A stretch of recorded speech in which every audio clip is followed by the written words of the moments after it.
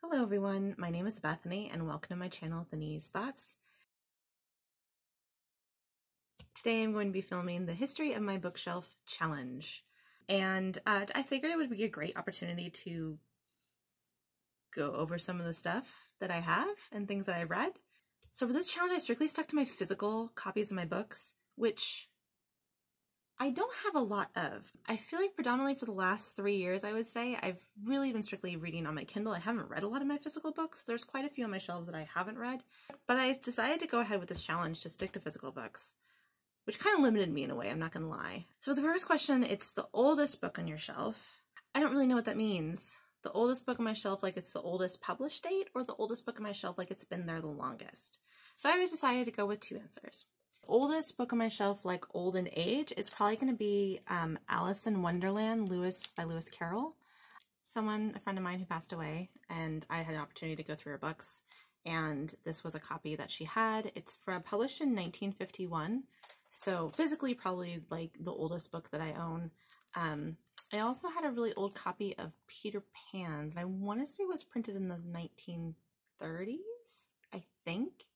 But I do not have it here. I think that's still at my parents' house. I have a lot of books at my parents' house that I need to get back.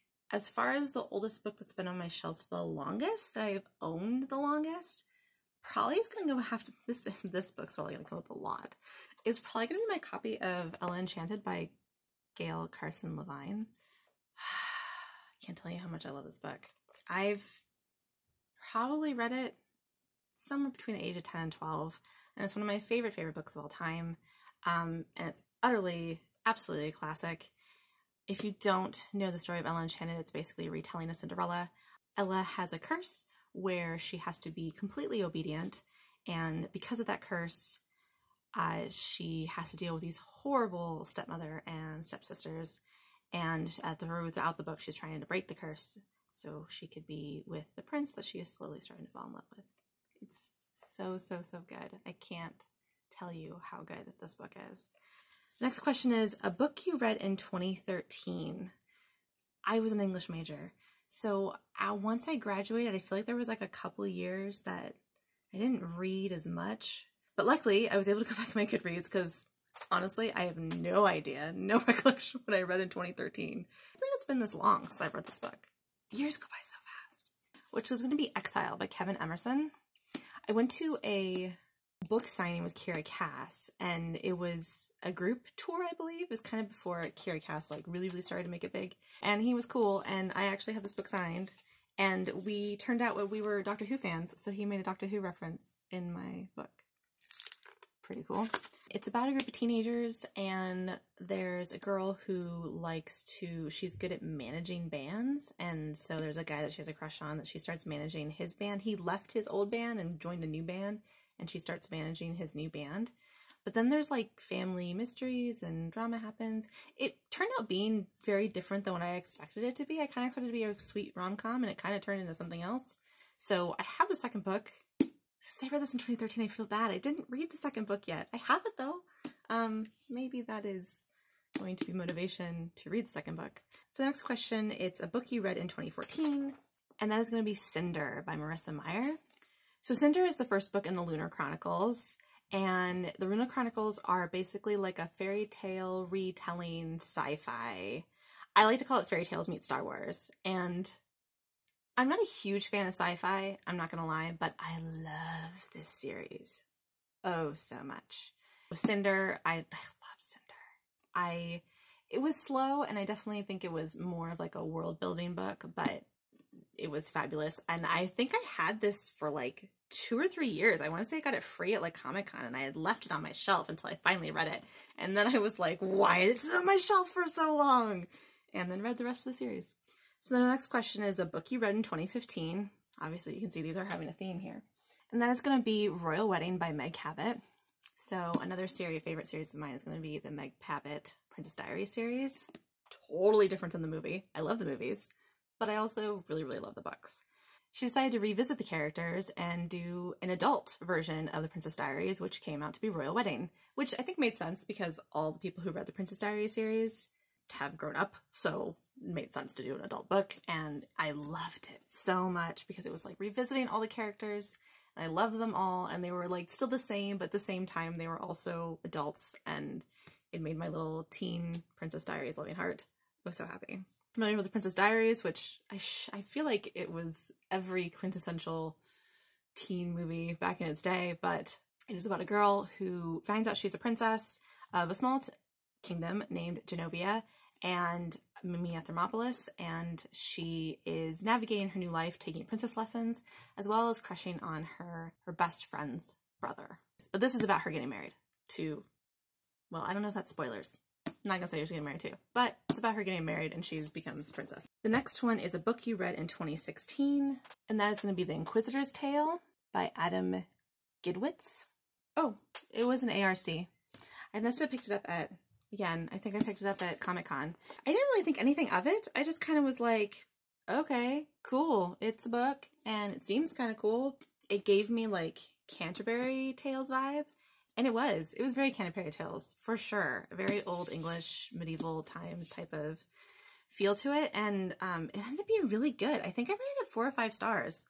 So the story follows 3 children who are traveling. I think they're bringing a manuscript to some church. It's a William, a young monk with supernatural strength, Jacob, a Jewish boy who can heal any wound, and Jean, a peasant girl who has visions of the future. And they travel together. There's a lot of things preventing them from bringing the manuscript to the church for some reason. And I just remember really liking it, and it ended up being really good. 2016, good year for books. The next one is a book I've read in 2017, and that book is going to be The Daughter of Smoke and Bone by Lanny Taylor. I love this series so much. So it's a 3-book series. It is also signed. I think I picked this at a Comic-Con. I think I liked her because she had pink hair. I watched a panel that she was on. I think I went to see a different author, but she was on the same panel. And I really liked what she had to say about writing.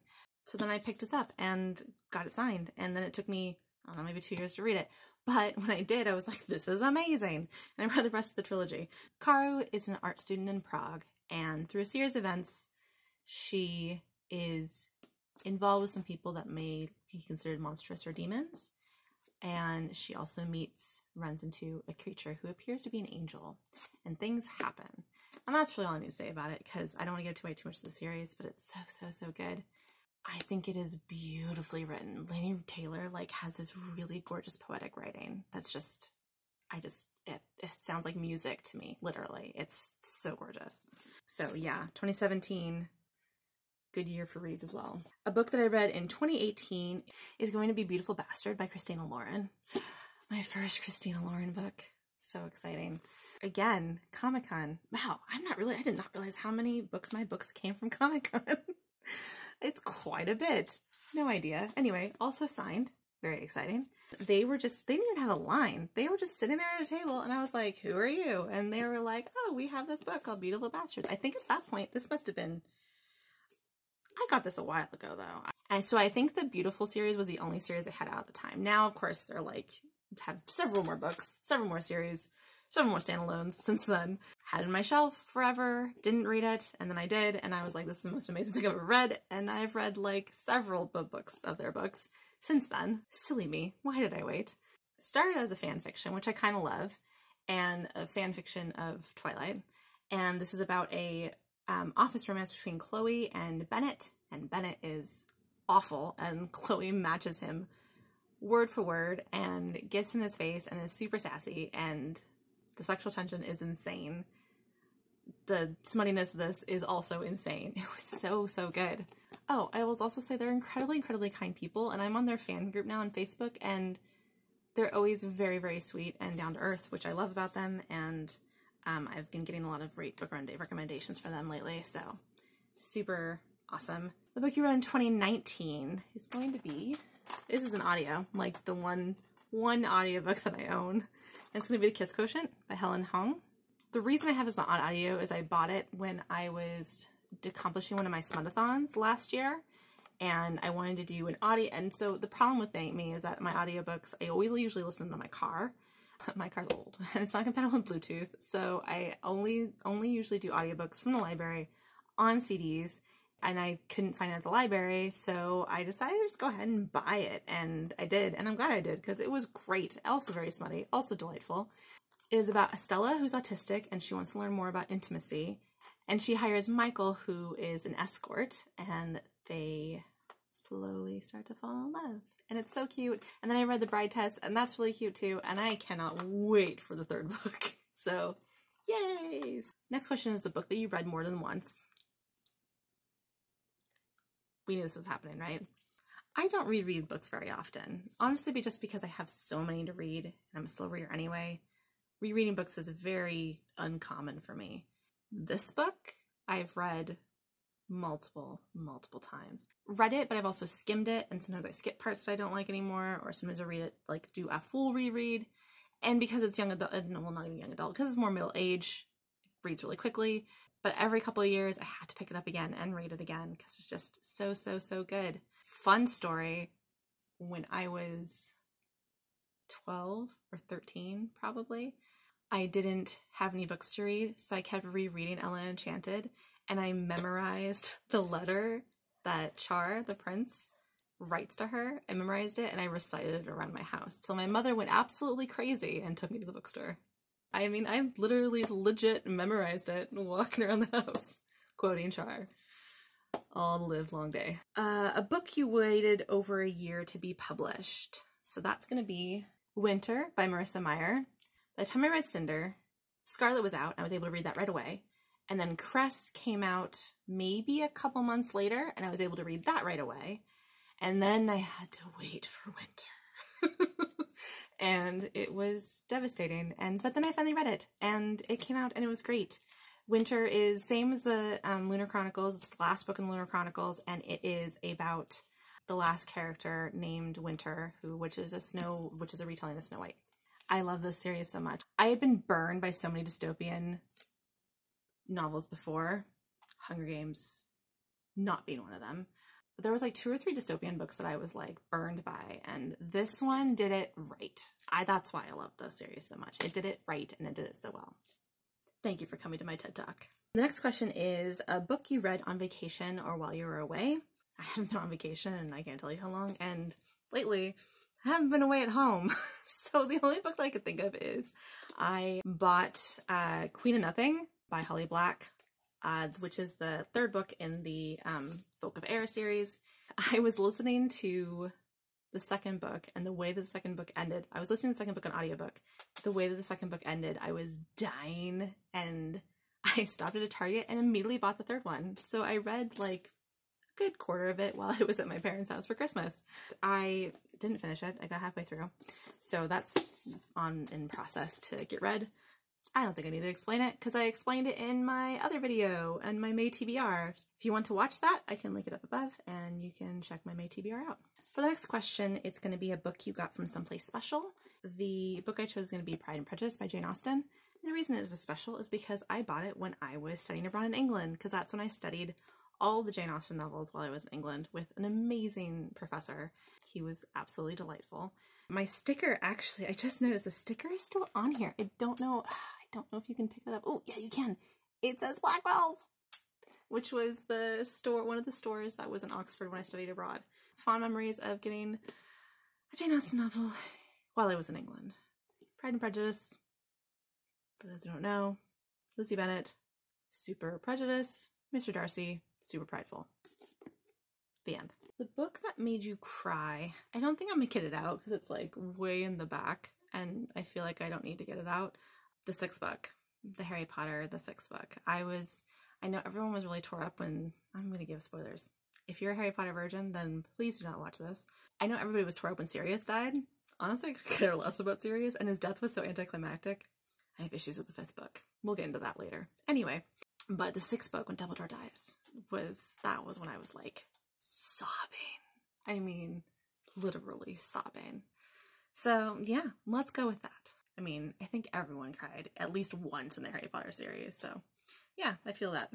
The next question is the book you read in one sitting, which I don't do very often because I read quite slow. The book that I've read in one sitting recently that I can remember is probably going to be Fortunately the Milk by Neil Gaiman, which was a signed copy because there's a book plate, which is also very exciting.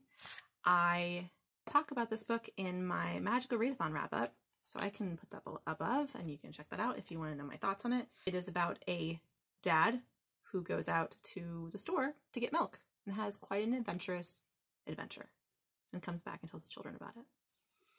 Neil Gaiman, he's delightful. His imagination blows my mind all the time. Next question is a book that was a gift. That would be A Dirty Job by Christopher Moore. This is about a guy who gets recruited to be death and has an adventure about that. Christopher Moore, he does a lot of more stuff that's very humorous and I find him funny. It's okay, but I got it from a friend and I still really enjoyed it enough that I kept it and I still liked it. It's still very clever. And next book is One You Read Before Owning. That's going to be Where She Went by Gail Forman. Where She Went is the sequel to If I Stay, and it is about, If I Stay is about Mia and deciding if she is going to stay or not while she's in a coma and she sees what's happening around her. And this is Where She Went, which continues the story of Mia and her boyfriend Adam, who, this is mostly from Adam's perspective. And I really liked Adam's perspective. I think I really actually enjoyed it more than Mia's perspective in the first book, which is why I ended up getting this. And then I also absolutely had an opportunity at Yale West to get it signed. Super cool. She was really nice. It was good, so that's why I bought it. 17 is a book you lent to someone else. That book is going to be Mastiff by Tamora Pierce, which is the third book in the Becca Cooper series. This is about Becca Cooper, this is from the World in Her Alana series, Tortal, and the Becca Cooper is an ancestor from one of the characters in the Alana series, and Becca Cooper is kind of magical, and she works as like a cop detective in her world. It's another Comic-Con story. Wait for it. The reason I lent it out is because I was at San Diego Comic-Con. It was one of my very first years there. I want to say it was my first or second year. And this was back in the day. This was probably like 2012, 2013. You can't do this anymore, for the record. I was walking around. I saw the poster advertising this book. And I stopped at the booth and I was raving about it and saying how I really, really enjoyed the series. I was really looking forward to the third book, which I think at that point was due to come out in September or October. As I was talking about my excitement with the book, she takes something out from under the table and hands me this ARC copy. And my life was made. It was like one of my best Comic-Con moments of ever in my life. And I've gone for the last like 9 or 10 years. It's this year. Rest in peace, Comic-Con. But let me just tell you, I got this ARC in July. The book wasn't coming out until October. Oh, yeah, it does say. See? October, ooh, it was 2011. So, of course, 2 of my really good friends, one of them hopefully is watching this video, one of them, I don't know if she's watches it or not, but they were like, can I read the ARC too? And I very kindly shipped it to both of them. One of them was even in Japan. I shipped it to her, but all 3 got to read it before the book came out. So really fond memory of that. The next question is a book that has been damaged. This is Our Dark Duet by Victoria Schwab. Oh, it doesn't look that bad in the picture, but it is really bad. Look how, yeah, do you see how it's all worn out? You see how the pages are all swelled? Yeah, that's water damage, folks. I was reading this as a book to read at work, and I didn't realize that when I was walking 3 or 4 blocks in the rain, like pouring rain, that it was going to damage this book so badly, which is also unfortunate because it's also signed. Anyways, makes me really sad, but I still love the book, and it just means it was well loved. Our Dark Duet is the second book in the Monsters of Verity series. It is follows the story of August and Kate, and I don't know if I want to give more than that. Something happens in Savage Song that impacts Our Dark Duet. I just really enjoyed the series. It was my first book by Victoria Schwab that I read. So, and now I've read a couple more of hers, and I've really been enjoying her so far. And I'm still so sad that it's damaged. And the next book is a book you got on sale discounted. That book's going to be The Poisonwood Bible by Barbara Kingsolver. I loved used bookstores. I love them so much. So this was a used bookstore purchase that I got years and years ago. And then I think I only read it like last year or 2 years ago and really, really enjoyed it. It is about a family going to the Belgian Congo as missionaries and what happens to the family there. I believe it's the husband, the wife, and 4 daughters. Also beautiful, poetic writing for sure. And the next question is a book that you read with someone else, as such as a buddy read or a book club. So I'm going to go ahead and pick a book that I read in book club, which is going to be Strange the Dreamer by Laini Taylor. I had already had this book anyway, and I was planning on reading it. My local book club announced that they were going to do it. I went ahead and joined.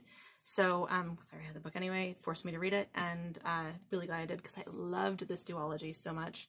It is about a young man who dreams about this myth of a city that people don't believe him exists, and then some villagers from the town show up and things happen.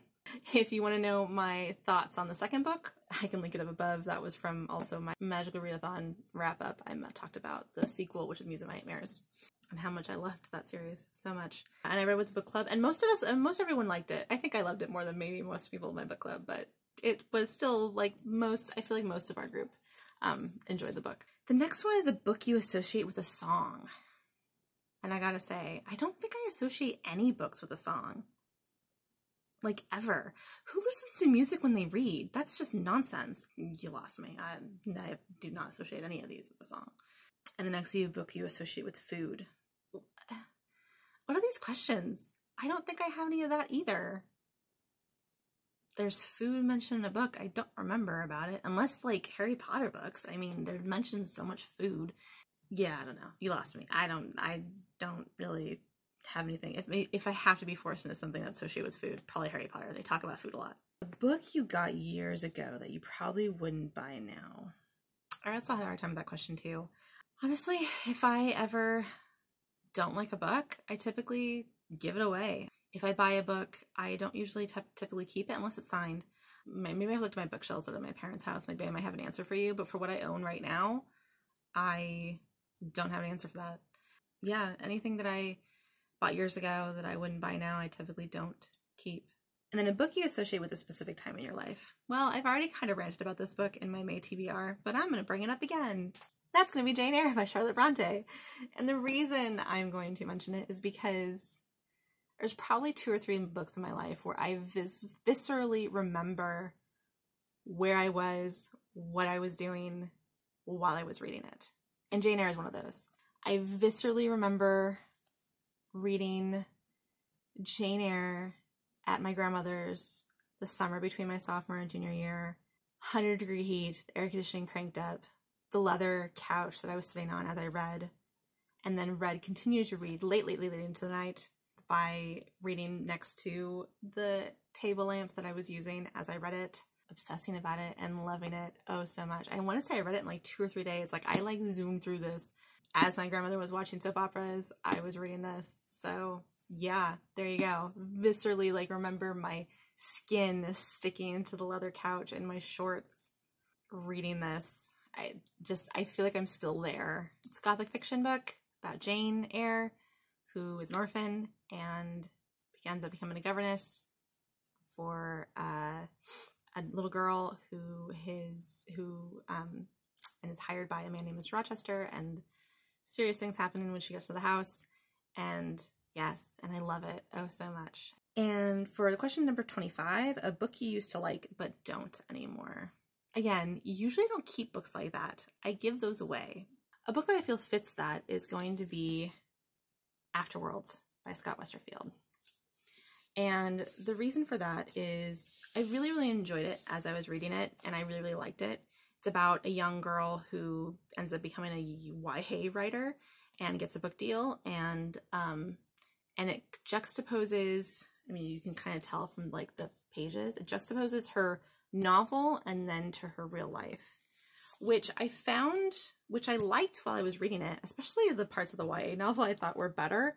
The problem though, after I read it, and the problem that I think I still kind of struggle with, is that it's an old middle-aged white man who writes about this girl who becomes a YA writer who's Indian and then turns out to be lesbian. And I'm now much more into like Own Voices books, or at least books by POC, so I don't think I can read this again. The time I liked it, but I think the more I think about it, the more problematic it is.